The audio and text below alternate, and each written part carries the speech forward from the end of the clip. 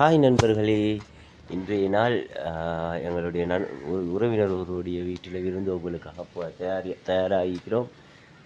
சிறு மழையும் பெய்து கொண்டிருக்குது.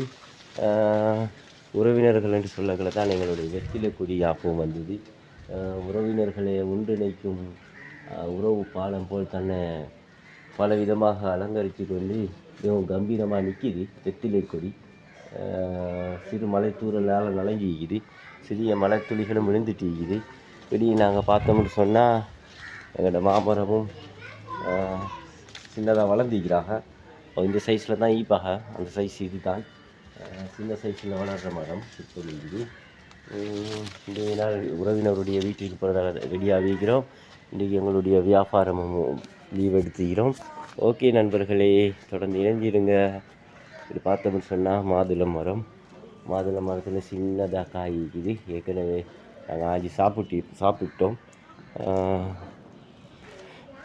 இன்றைய நாள் சிறிய மலைத்துளிகளோடு ஆரம்பிச்சிருக்குது. காய்க்கு துவங்குகிறாக. இறைவனுடைய மாபெரிய அற்புதங்கள் தான் ஒவ்வொன்றும்.